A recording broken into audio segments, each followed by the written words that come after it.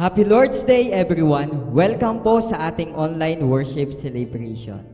Sabi po sa mga awit, Kabanata 118, talata 24, o kahanga-hanga ang araw na itong si Yahweh ang nagbigay. Tayo ay magalak, ating ipagdiwang. Sa araw na ito, tayo ay naparito upang isantabi ang ating mga takot, pagdududa, kahinaan at mga pag-aalinlangan.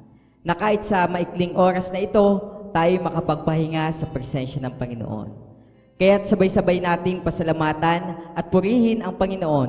Tayo na at magpuri sa Panginoon.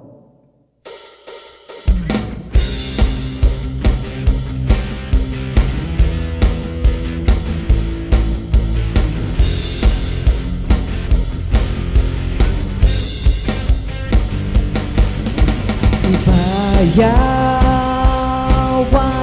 mong mga kamot, iluhod, ani mong mga tuhod, simbahan, Ginoong maluluwas ta, kay haduol na ang pagbalik niya. Ibayawani mo mga kamot, iluhod, ani mong mga tuhod, simbahan, Ginoong maluluwas ta, kay haduol na ang pagbalik niya. Itaas ang iyong mga kamay, itaas ang iyong mga kamay, iluhod ang iyong mga tuhod, at sambahin Panginoong tagapagligtas, malapit na kanyang pagbabalik. Itaas ang iyong mga kamay, inuhod ang iyong mga tuhod, at sambahin Panginoong tagapagligtas, malapit na kanyang pagbabalik. Ayan, patuloy po tayo na magpuri sa ating Panginoon. Wala nang kaba, wala nang takot, hindi na ako mahihiya pa na magpuri sa Panginoon.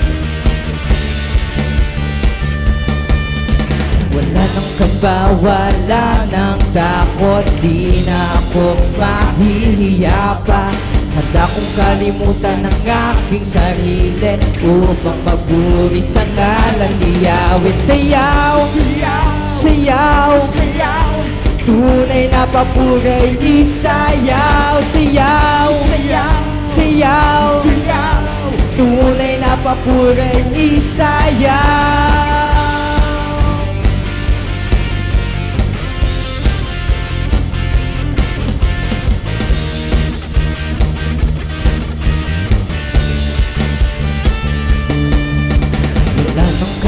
Wala nang takot, di na ako mahihiya pa. Handa kong kalimutan ng aking sarili upang pagpuri sa ngalan ni Yahweh. Sayaw, sayaw, sayaw, tunay na papuray, isayaw, sayaw, sayaw, sayaw, tunay na papuray, isayaw, sayaw, sayaw, sayaw, tunay na papuray, isayaw, sayaw, sayaw, sayaw, tunay na papuray, isayaw.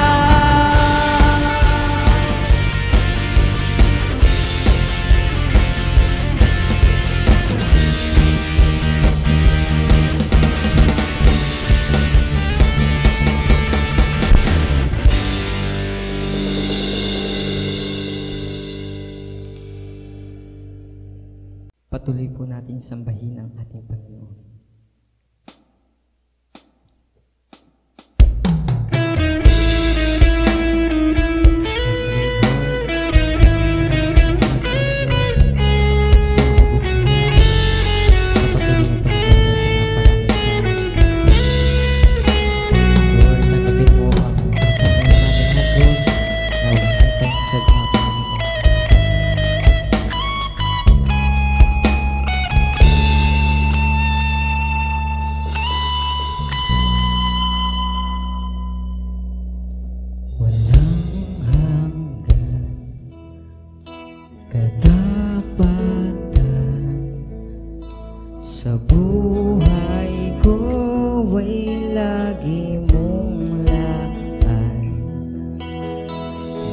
narito dahil sa biyaya mo.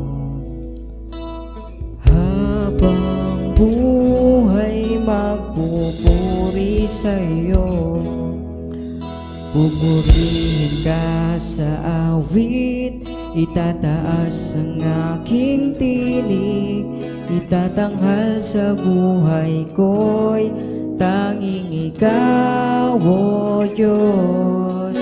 Higit pa sa kalangitan ang iyong kalwalhatian, kadakilan mo'y di mapapantayan. Walang hanggan katapatan sa buhay ko ay lagi mong laan. Narito dahil sa biyaya mo. Habang buhay magpupuri sa'yo, pupurihin ka sa awit, itataas ang aking tinig, itatanghal sa buhay ko'y tanging ikaw, O Diyos.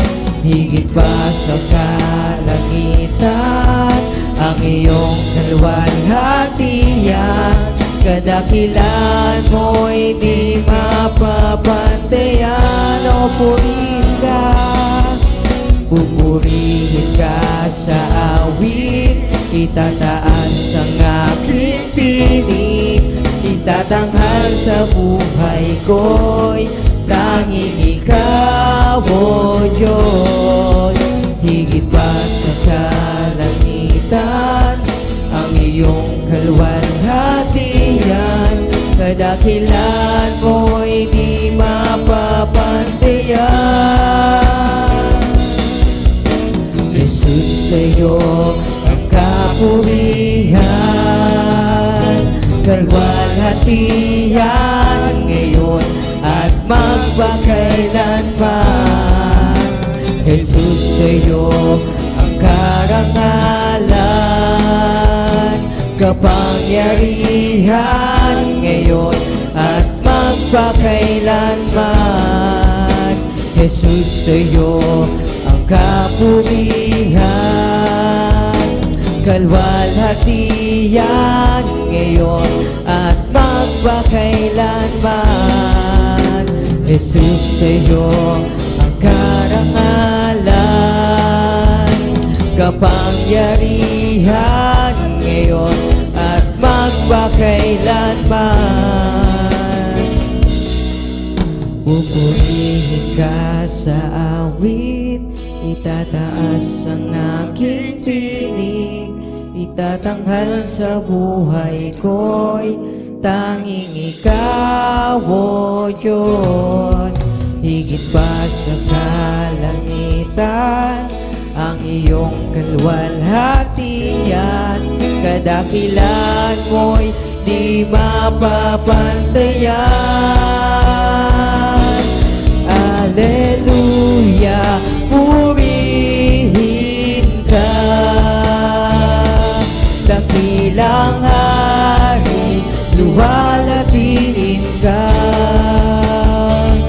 makapangyarihan, kataas-taasan, ikaw ang Diyos magpakailanman. Alleluia, alleluia, purihin ka, dakilang hari, luwalhatiin ka, makapangyarihan, kataas-taasan, ikaw ang Diyos magpakailanman. Alleluia, purihin ka, dakilang hari, luwalhatiin ka,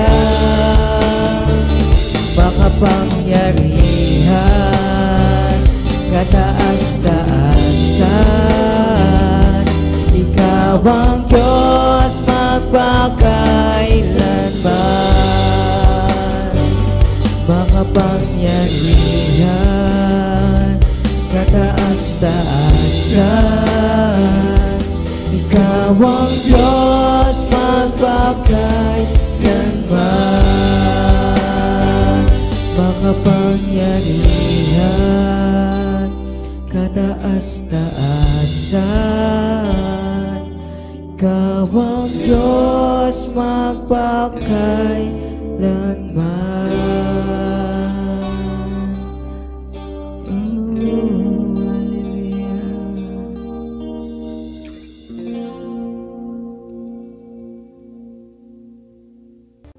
Dumako naman po tayo sa ating communion. Sabi po sa unang Juan, Kabanata 1, talatang 7, ngunit kung namumuhay tayo ayon sa liwanag, gaya ng pananatili niya sa liwanag, tayo'y nagkakaisa at ang lahat ng ating kasalanan ay nililinis ng dugo ni Jesus na kanyang anak. Sa pamamagitan ng pagkain ng tinapay at pag-inom sa laman ng saro, tayo ay nililinis ng Diyos mula sa ating mga kasalanan. Ang banal na dugo ni Kristo na tumigis sa krus ng Kalbaryo ang siyang naglinis ng ating buong pagkatao. Manalangin po tayo. Panginoong Diyos na banal at makapangyarihan sa lahat, tunay na Diyos at Hari ng mga hari, buong puso po kaming humihingi ng kapatawaran sa lahat ng aming kasalanan. Linisin niyo po kami at gawing karapat-dapat na humarap sa iyong banal na harapan. Tanggapin po natin ang komunyon na ito bilang pag-alaala ng dakilang pagmamahal ng Diyos sa atin noong ibuwis ng Panginoong Hesus ang kanyang buhay para sa ating kaligtasan. Salamat po, Panginoon, sa napakadakila mong pag-ibig sa amin. We will worship you and we will serve you, Lord, habang kami ay nabubuhay. Amen. Kainin po natin ang tinapay at inumin ang laman ng saro.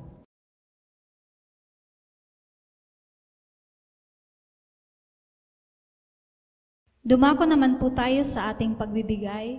Sabi po sa unang Kronika, Kabanata 20, talata 14, ngunit sino ako at ang bayang ito, buong puso kaming nagkakaloob, sapagkat ang lahat ng ito ay galing sa inyo, at ibinabalik lamang namin. Lahat ng bagay na meron tayo ay galing sa Diyos. Kahit ang ating buhay ay galing sa Diyos. All these things belongs to God. We must bring the portion that belongs to God.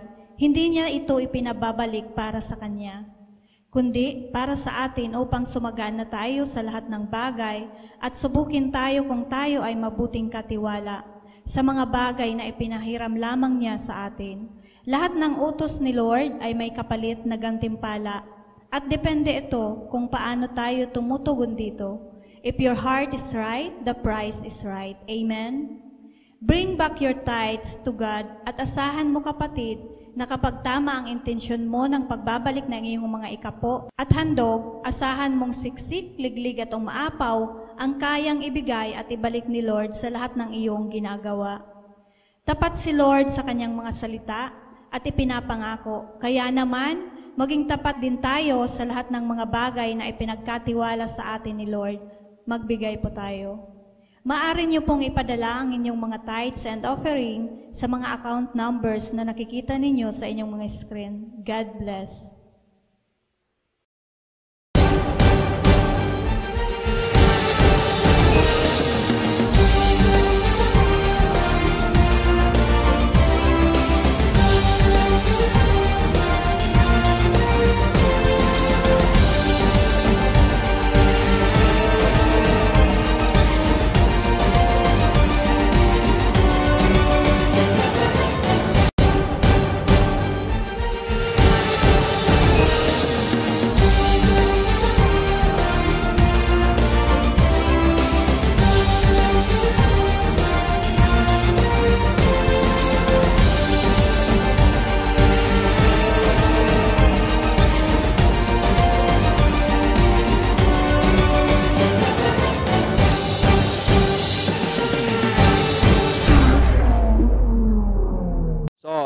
Let us begin with our study about the principles of connection, okay, and the levels of relationship.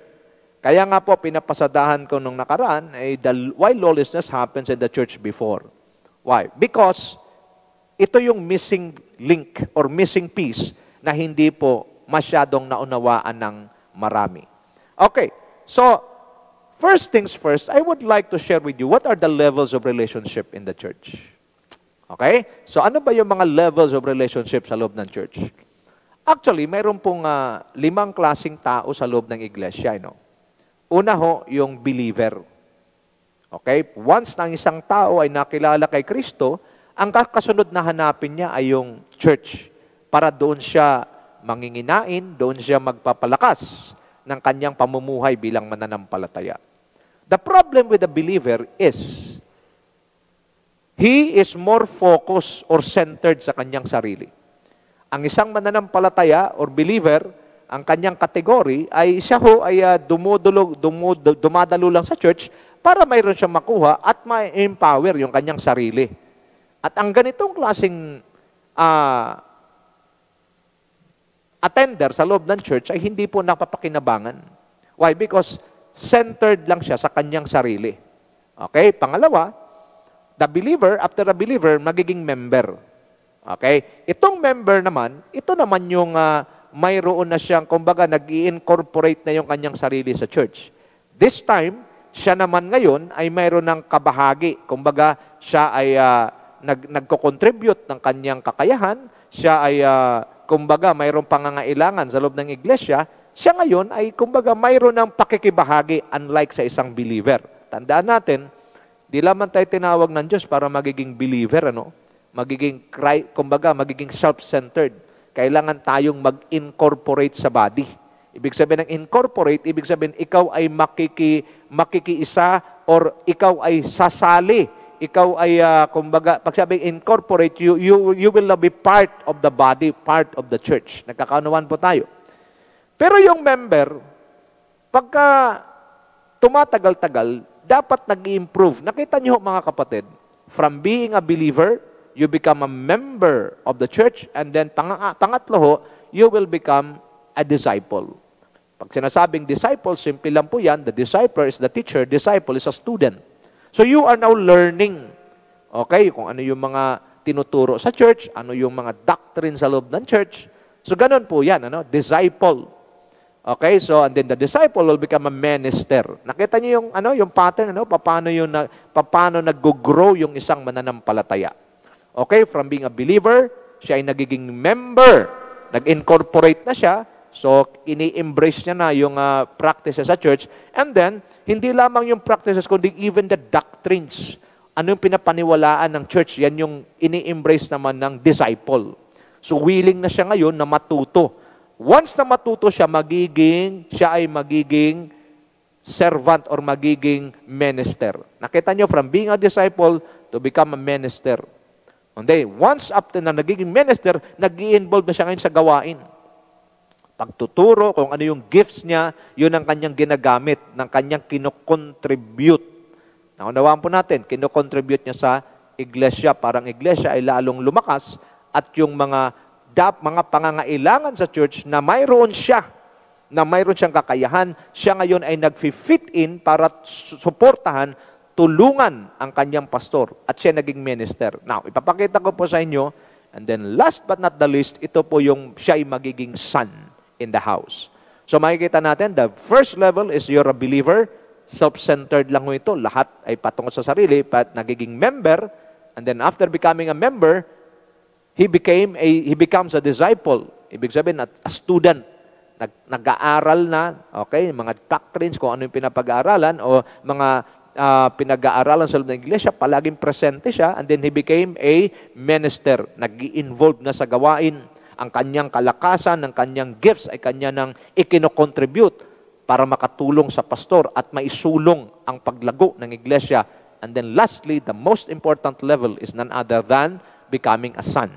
Now, akin siyang nilagyan ho ng katapat. Itong levels of relationship naman. Tingnan natin, the first level is sheep and shepherd relationship. Okay? Ito yung kung saan ang pastor ay shepherd at ang mga miyembro ay parang mga tupa. Na-explain ko na to noon, pero akin lang pong i-reinforce ulit ngayon.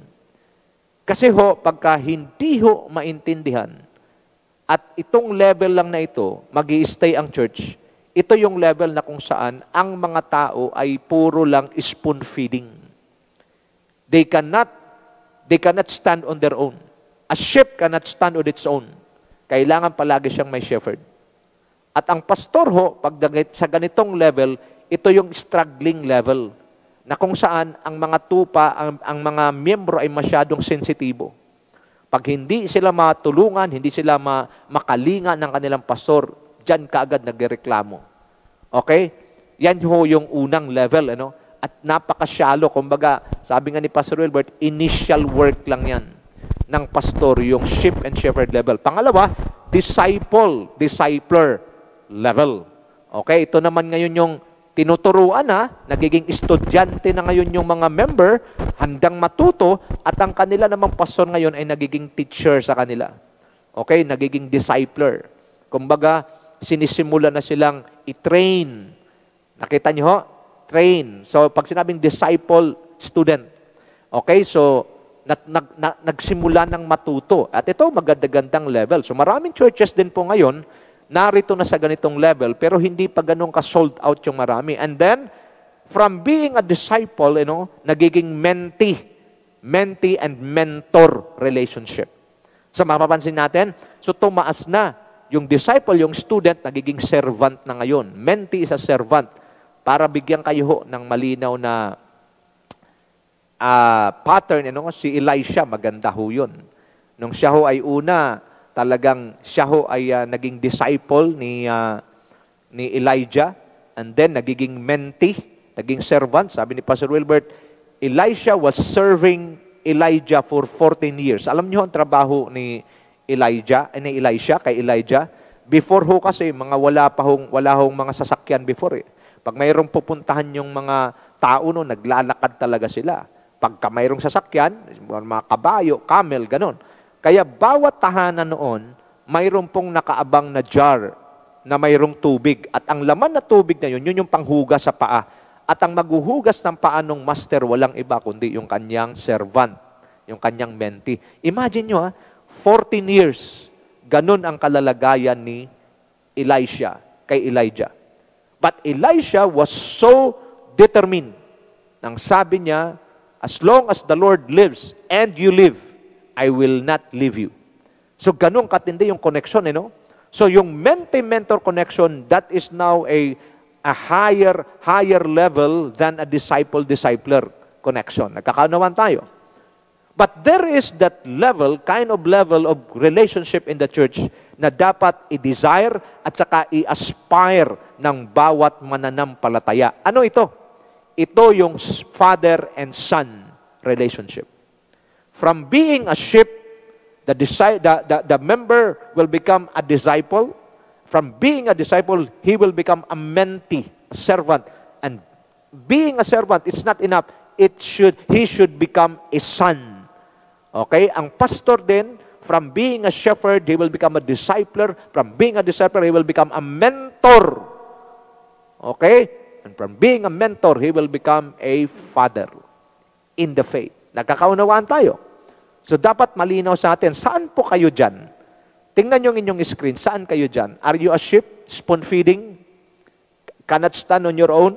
Or are you now a disciple, learning? Or are you now a mentee, serving? Or you are now a father, or you're now a son? Ibig sabihin, strongly and accurately connected that only death can separate you from your father.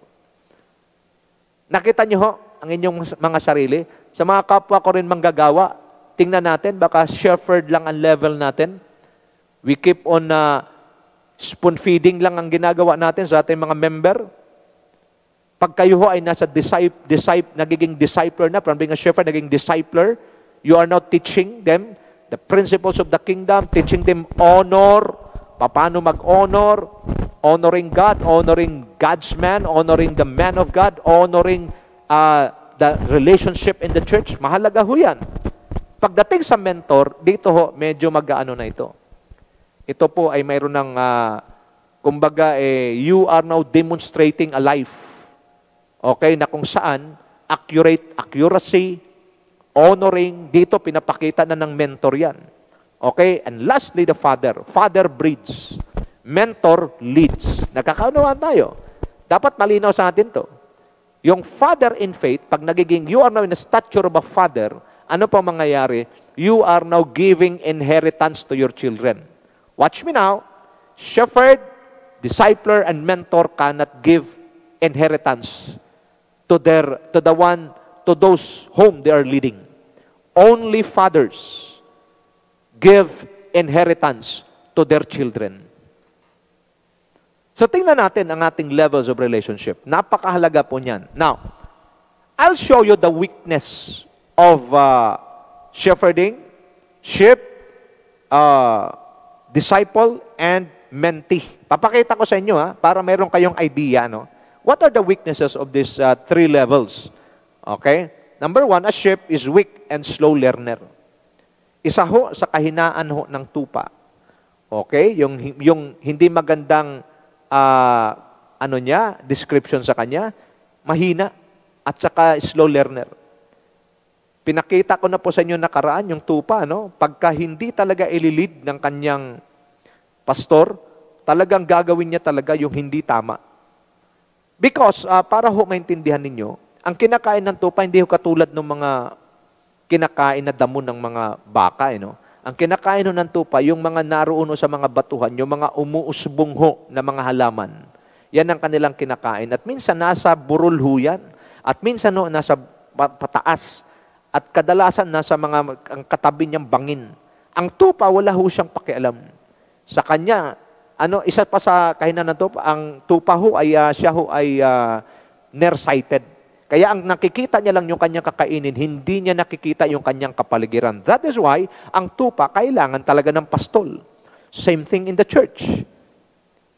If you are, kahit gaano po tayo, kahit gaano po kayo katalino, kahit gaano po kayo kamadiskarte, lagi natin tandaan, ang description sa iyo ng Diyos in the Bible is a sheep. Therefore, even how good you are, gaano ka kamaabilidad, gaano ka kamahusay dumiskarte, ang description sa iyo ng Bible, tupa. And you cannot debate with what the Bible says. Pag sinasabing tupa, ang kategorya mo, you need a shepherd or a pastor that will going to lead you and protect you from all harm and lahat ng mga danger sa buhay mo. Nagkakaunawaan tayo. So, weak and slow learner. Dito, hindi ito mag-work. Pero ito yung initial, dito magsisimula yung relationship. That is why, you need to be a sheep also. Kasi sabi naman ni Lord, I lay down my life for the sheep, not for the goats. So, dapat maging tupa talaga, masunurin. Pero, tandaan natin, ang kanyang weakness ay ito naman, slow learner, at the same time, talagang may sariling diskarte na kung titingnan mo, sablay talaga. Pangalawa, ano naman sa disciple?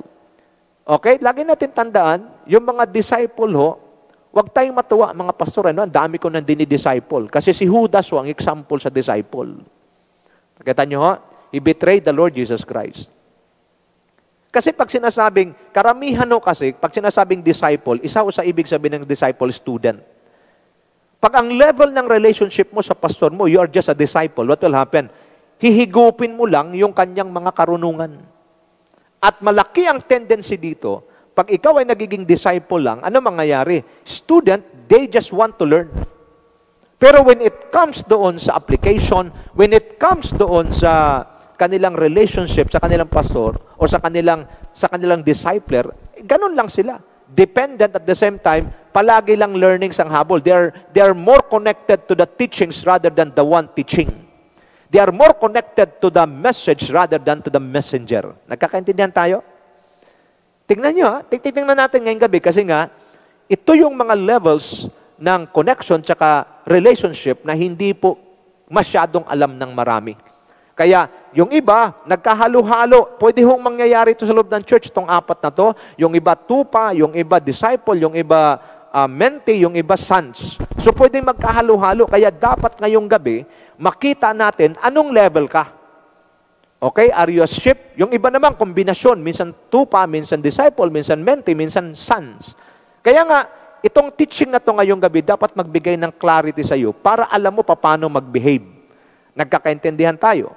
So, do not be happy or do not be contented to become just a disciple. Because Judas is a very concrete example. He betrayed the Lord Jesus Christ. Why? Because he was only after what he can get from the Lord Jesus Christ. Nakikita niyo ho?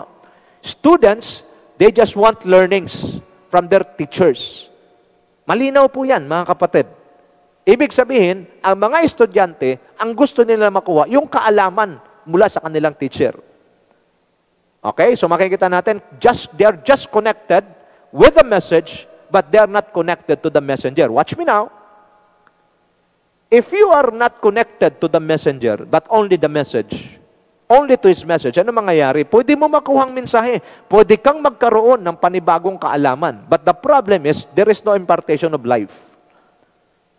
Nagkaunawaan tayo. Mahalaga ho yung buhay. Kasi because the moment that life is being imparted to you by your discipler, imparted to you by your pastor, what will happen? The message now will overflow.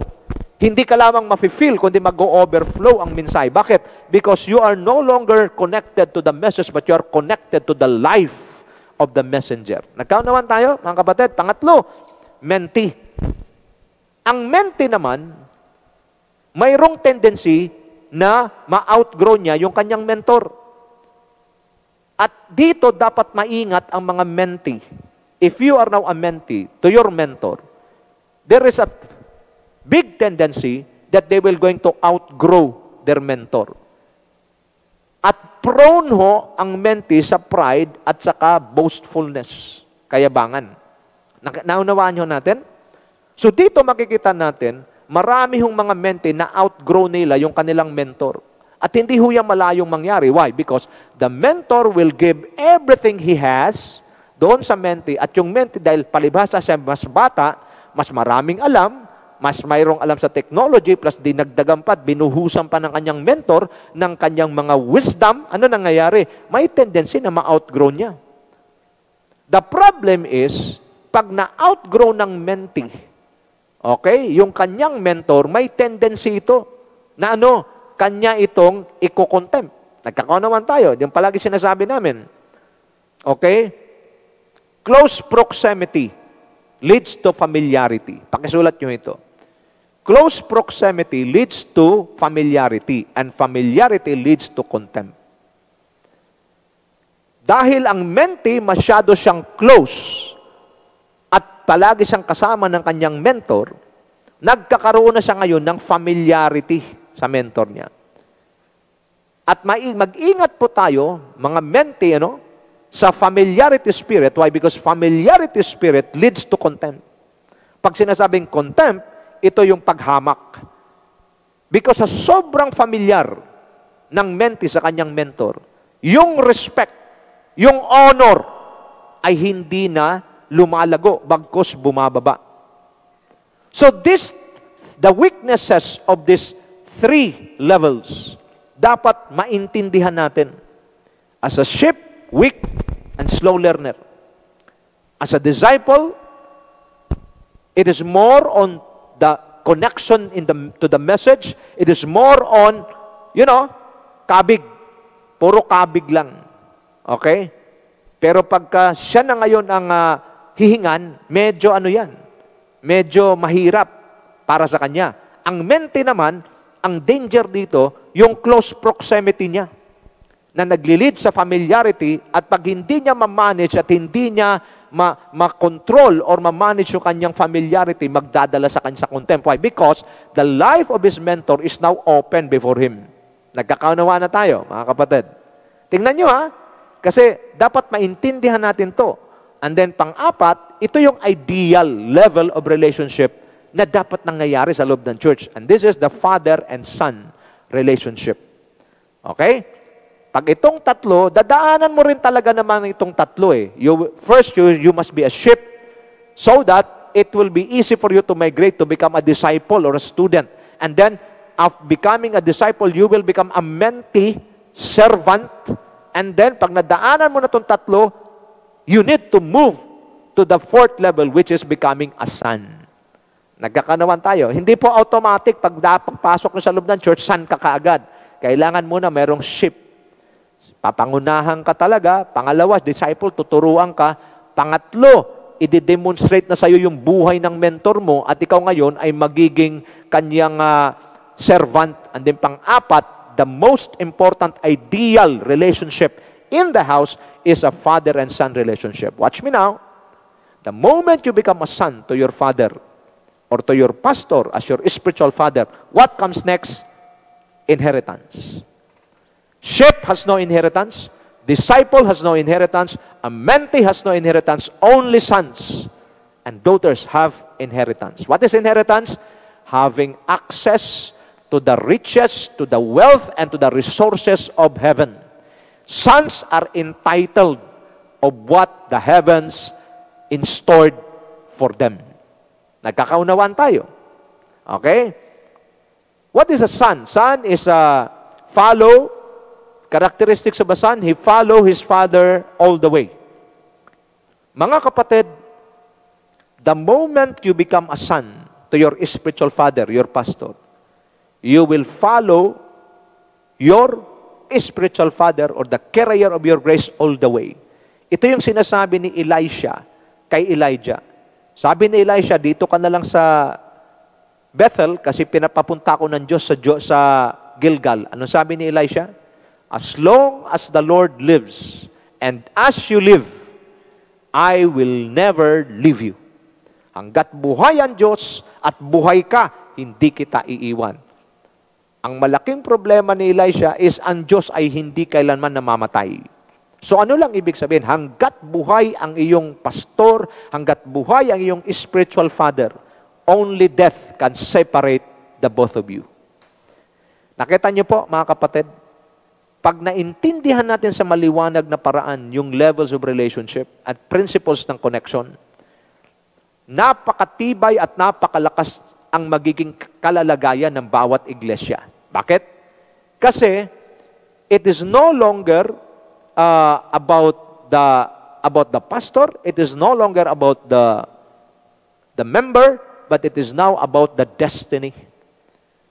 The father has a destiny, and the sons and daughters will help him reach that destiny. Kaya sa father and son relationship, na-eliminate ho ang grumbling, na-eliminate ho ang murmuring, na-eliminate ho yung mga balat sibuyas, na-eliminate ho yung mga issues. Bakit? Because a son makes sure na sinagsasubmit siya sa kanyang tatay. Tingnan niyo pa ako mabuti. Hindi lahat ng tatay ay mabuti. Para ho malinaw sa atin. Marami tayong mga nakikitang mga pamilya na kung saan yung tatay lasinggero, yung tatay wala sa, kumbaga hindi maganda yung kanyang ehemplo bilang tatay sa kanilang tahanan. Pero question, pwede ba siyang questionin ng kanyang anak? Pwede ba siyang pagsabihan ng kanyang anak? Kahit gaano pa hindi ka-irresponsable yung tatay, sons has no right to say anything against their father. Tingnan niyo ang mabuti, mga kapatid. If this kind of relationship ay ma-establish sa loob ng church, you have no right to say anything bad or anything against your father. Malinaw dapat ito sa atin. Why? Because the one who gave your pastor to you is none other than God. Kung mayroong inaccuracy si pastor, mayroong problema, it is not for you to deal with it. Allow God na nagdala sa kanya, okay? Allow God na nagdala sa kanya, sa iyo. Allow God na nag-appoint sa kanya. Diyos ang mag-deal sa pastor mo. Nagkakaunawaan po tayo. Why? Because the church is the bride of Christ. Jesus Christ, our Lord, is the groom. At kailanman hindi ng Diyos ipagkakatiwala ang kanyang bride sa abusadong pastor. Kaya nga, malinaw ho sa School of Church Builder, tinuturo natin.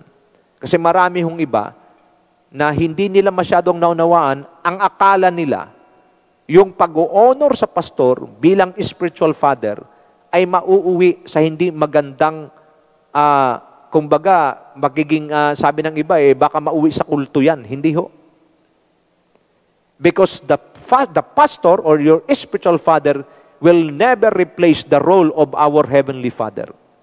God is our Heavenly Father, is the Father of all believers through faith in Christ, but the one leading you, the one shepherding you, is your spiritual father.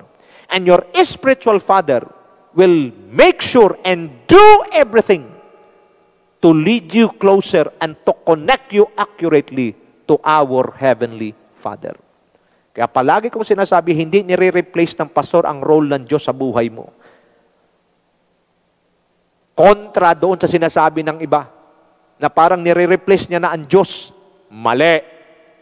Walang sino mang pwedeng mag-replace sa pwesto ng Diyos sa buhay ng isang mananampalataya. Iisa lang ang Diyos. Anong trabaho ng pastor? But spiritual father ang tawag sa kanya? Because your spiritual father will give you and provide you biblical principles to establish you and to become strong, to establish and empower you to secure your victory against the enemy and to lead you towards a strong and accurate connection to our Heavenly Father.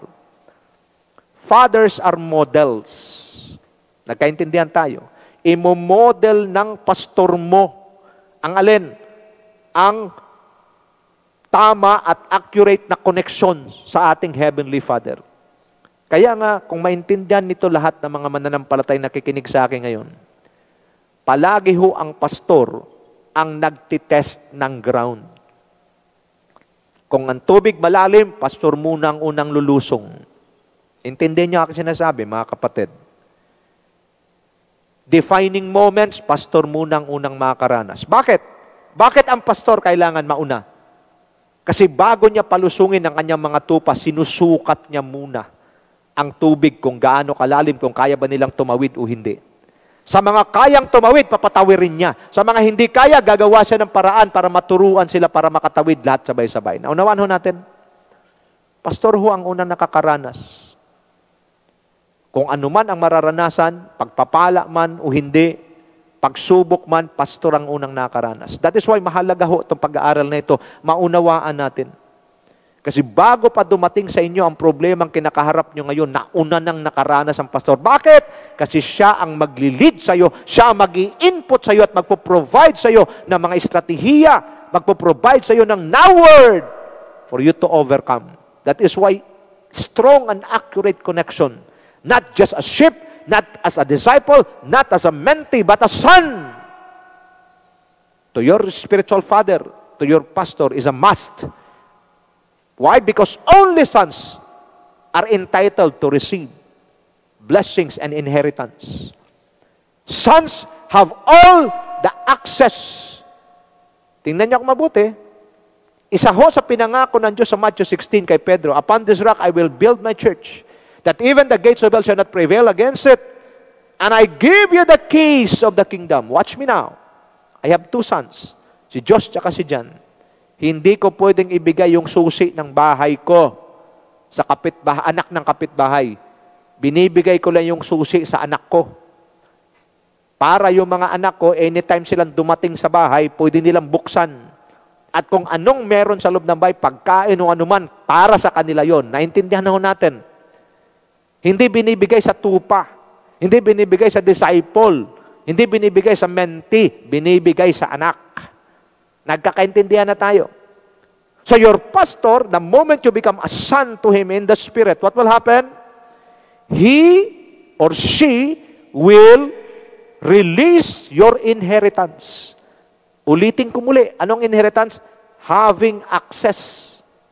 The keys to access heaven's resources, to access heaven's blessings, anything that the heaven that heaven had installed for you.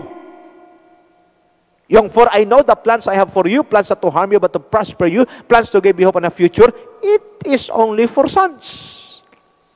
Nagulat kayo ngayon. It is not for the sheep, it is not for the disciples, it is not for the mentee, although pwede nilang i-claim.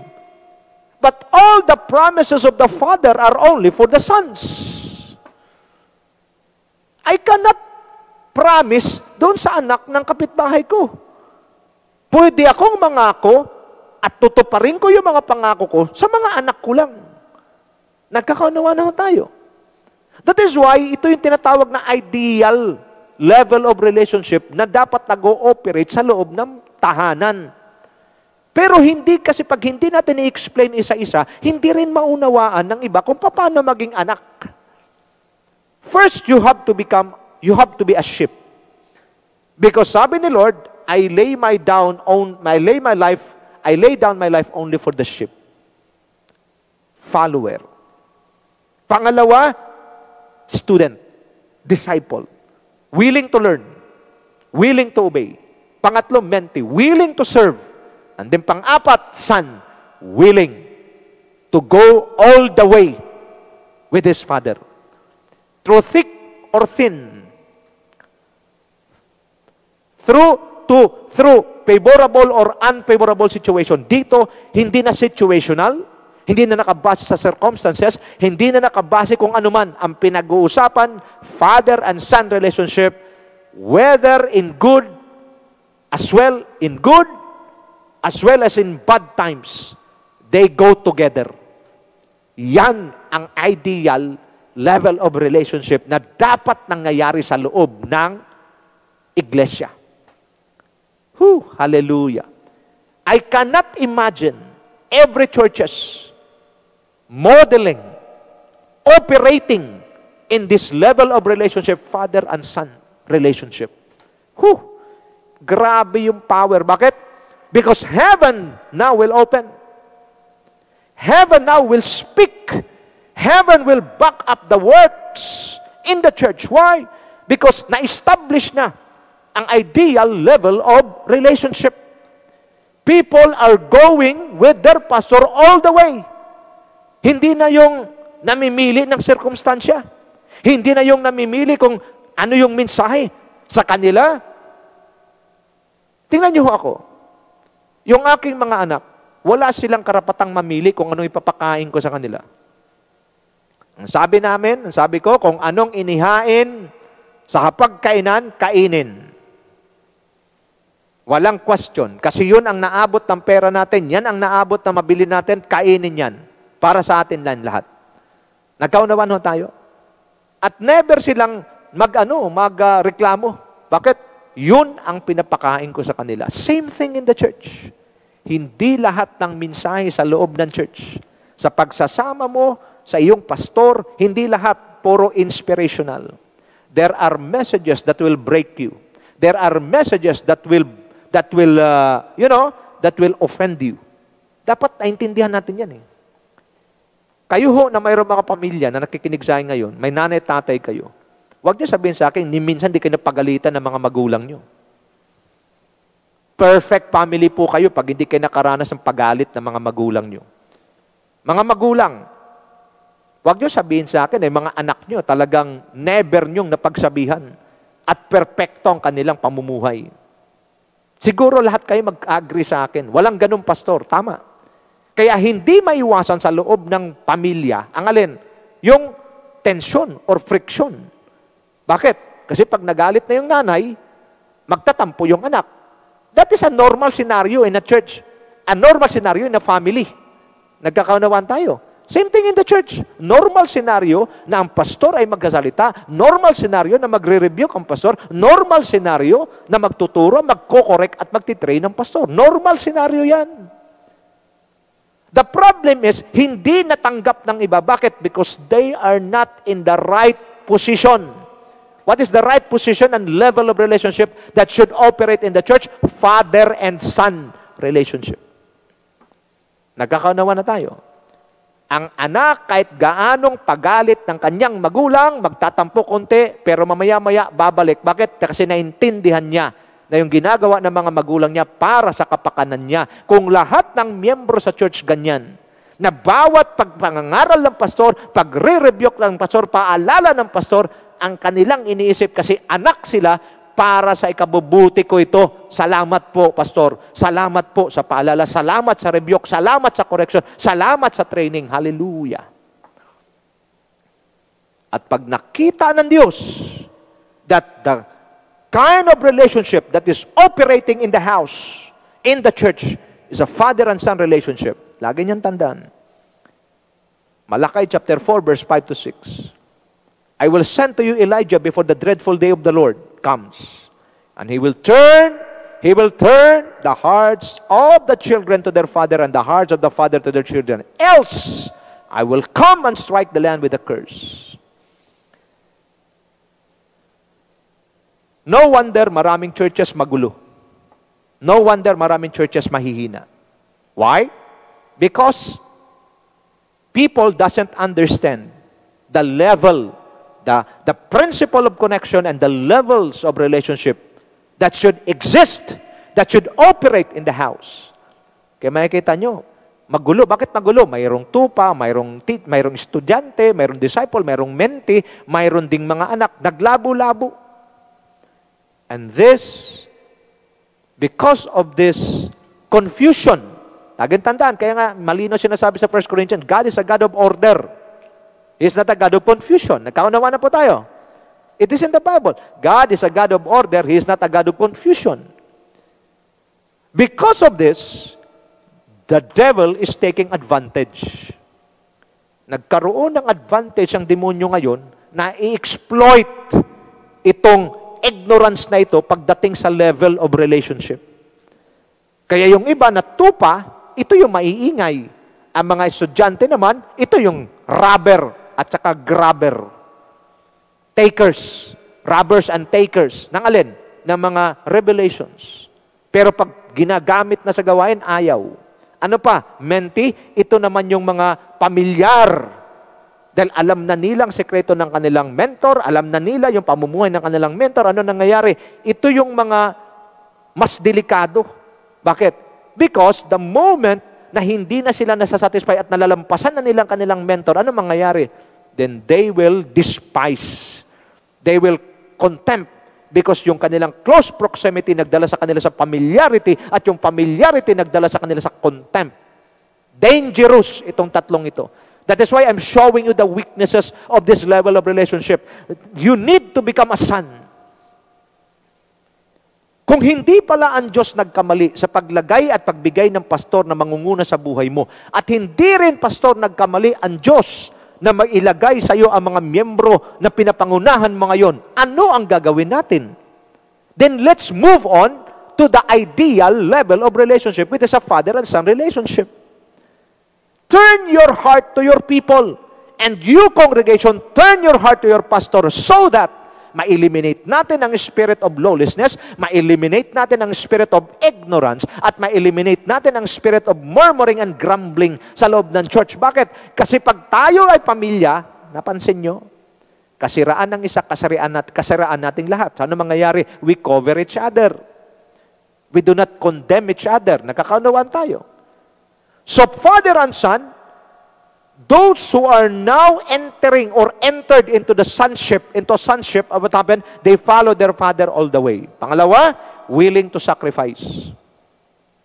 Alam nyo, mga anak sa church, mga anak sa pananampalataya, they are the one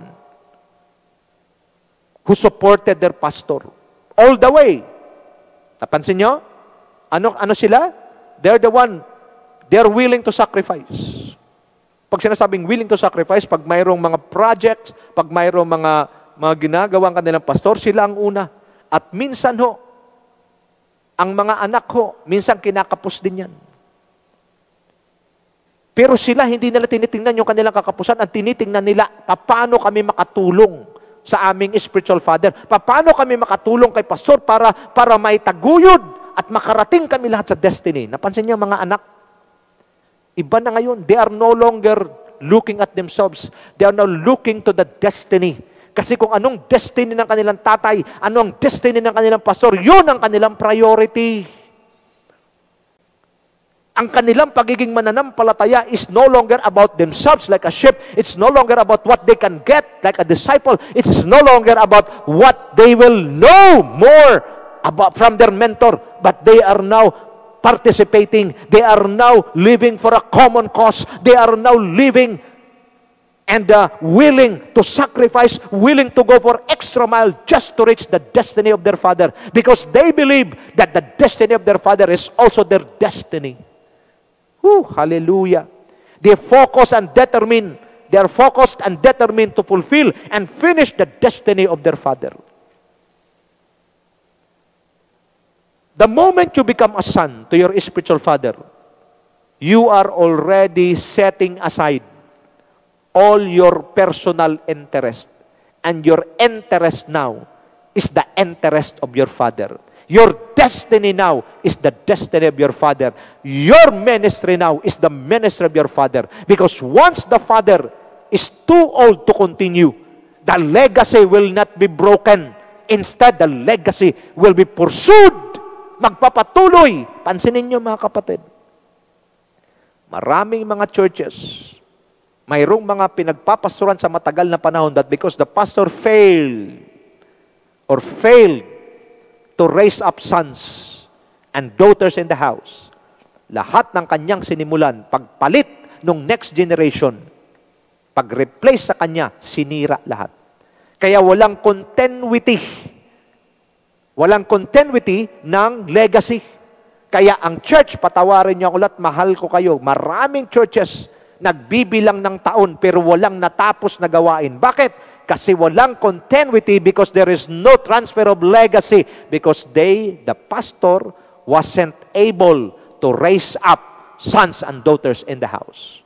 Ang pwede lang magpatuloy ng sinimulan mo, ang pwede lang magpatuloy ng legasya mo, ang pwede lang magpatuloy ng mandato mo, ay walang iba, kundi ang mga anak mo sa pananampalataya. Nothing more, nothing less. Nagkakanawaan po tayo.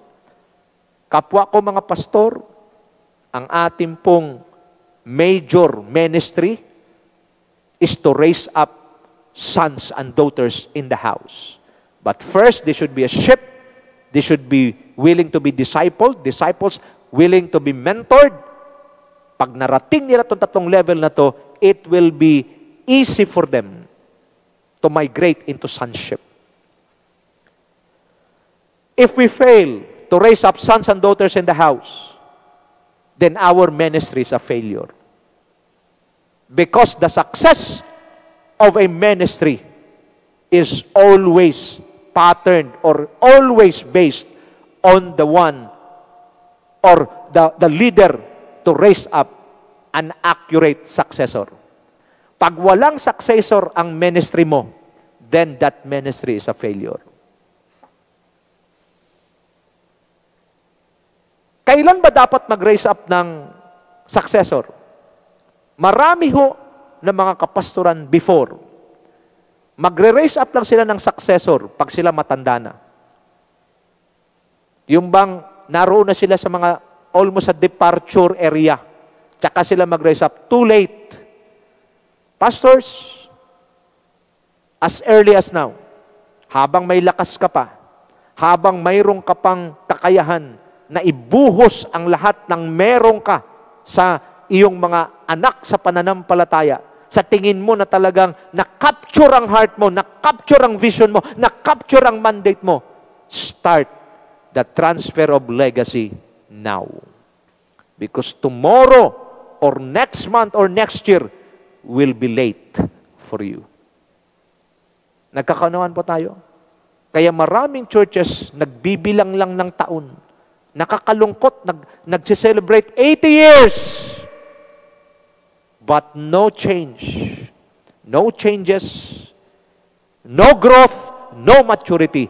Because the level of relationship had not been understood by every believer in the house. That is why napakahalaga ho nito na maunawaan natin sa mga kapwa ko manggagawa sa ubasan ng Diyos. Kailangan din mayroong nagpa-father sa atin. Kailangan mayroong nangunguna din sa atin. Why? Because if we are not a son to our spiritual father or spiritual mentor or spiritual, the carrier of our grace, then we do not know. We cannot raise up sons and daughters in the house. Because before you can raise up sons and daughters in the house, you must be first a son to your spiritual father. Question, who is your spiritual father? Hanggat hindi ma-establish ang father and son relationship sa house, that house or that church is prone sa war, prone siya sa challenge. Itcha-challenge palagi yung leadership ng pastor. Prone siya sa murmuring, sa grumbling. Prone siya sa mga balat sibuyas. Bakit? Because the ideal level of relationship that should exist and operate in the church, inside the church, is none other than the father and son relationship. People who are willing to follow their father all the way. Not halfway, but all the way. Not along the way, but all the way. Ano pa? Willing to sacrifice. Why? Because they are now living for a common cause. Kahit para sa kanila. Pero sa kanila, set aside na yung kanilang personal interest. Their interest is the interest of their father. Their destiny is the destiny of their father. Ito sinasabi palagi ni Pastor Wilbert. Sa mga anak sa pananampalataya, nakabisagra, tinanggap na nila, nakabisagra ang kanilang destiny sa destiny ng kanilang pastor. Nakita niyo yung bisagra? Yan ang nagdidikit sa hamba at saka sa pinto. Kaya napapakinabangan ng pinto. Bakit? Dahil sa bisagra. Ganun din, ang bawat anak sa pananampalataya, nakabisagra na, tinanggap na nila, nakabisagra ang kanilang destiny sa buhay at destiny ng kanilang pastor. While you are listening to me right now, have you seen yourself dito sa apat na level na to? Are you a sheep? If you are a sheep, that is the first requirement bago ka makarating sa sonship. But do not remain as a sheep for a long, long time. Kung sheep ka pa rin hanggang ngayon, tas matagal ka na sa pananampalataya, sabi ng Lord, you stayed too long sa pagiging sheep. Migrate. Learn. Be a disciple. Listen carefully to the teachings of your pastor. Palagi kang present dapat sa pagtuturo ng pastor mo. Para pagka ikaw ay magkaroon ng teaching, present ka palagi, di ka nag-absent, para ma-capture mo yung kanyang puso, ma-capture mo yung kanyang spirit, ma-capture mo yung impartation. So that pagdating sa rebuking, hindi ka na mag-grumble, hindi ka na mag-murmur. Bakit? Naintindihan mo that He is processing you to become a son. Watch me now. Pag ang inyong pastor ho ay nagiging accurate na sa kanyang pangangaral, alam na niya, ngayong gabi narinig niya na kailangan pala lahat sa church magiging anak. Anong kailangan niyang gawin?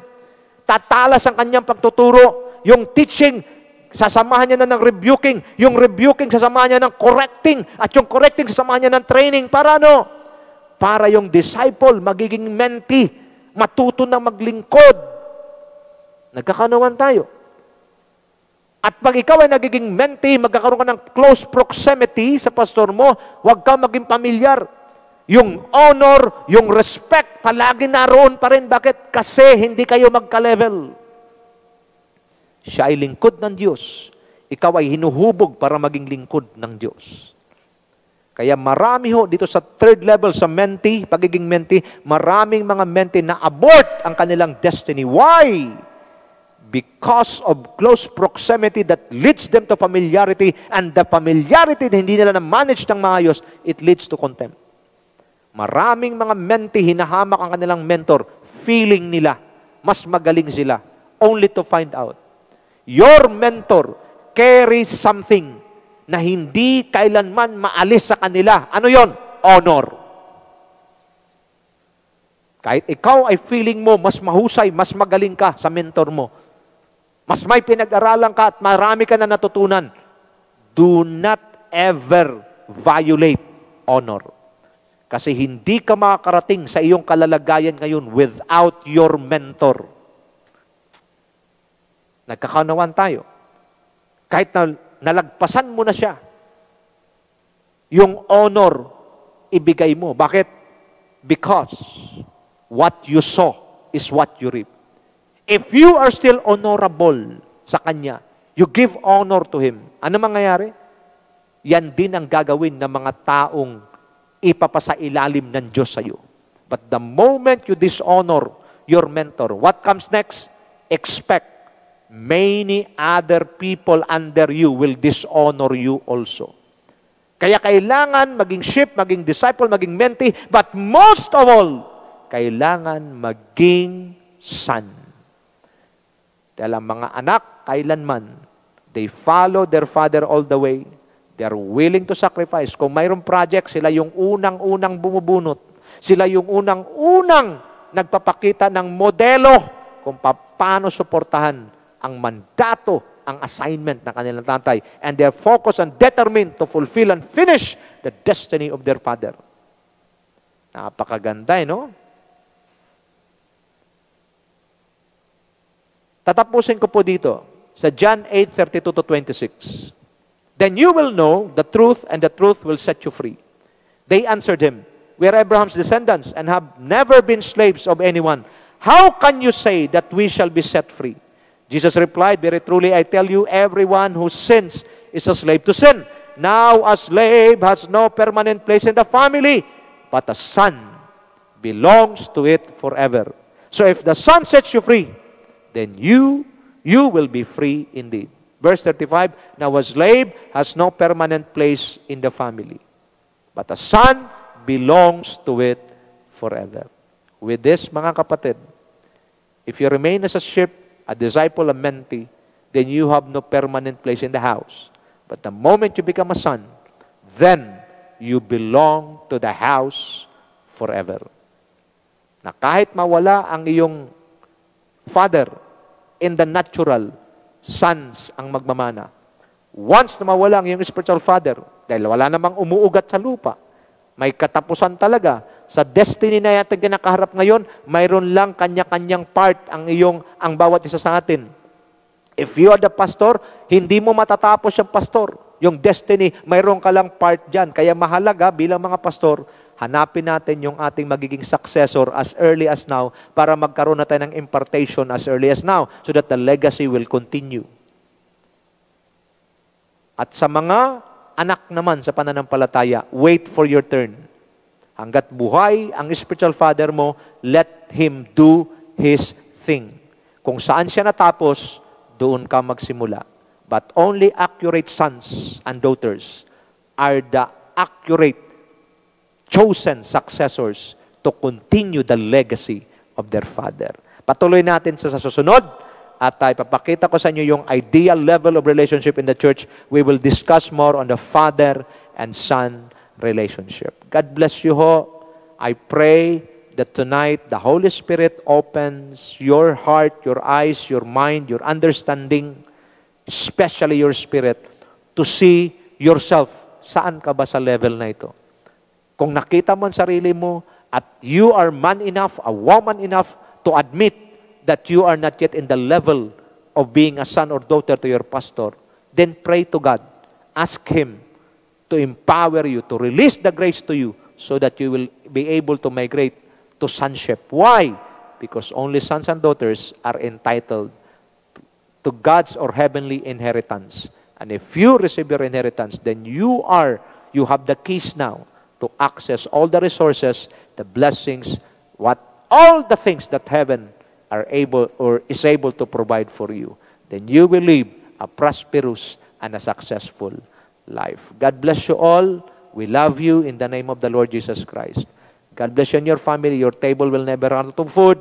There will always be food at your table. And all the works of your hands, as sons and daughters of God, will be blessed by the Lord. In Jesus' powerful name, this is my declaration and decree. Amen and amen. Shalom!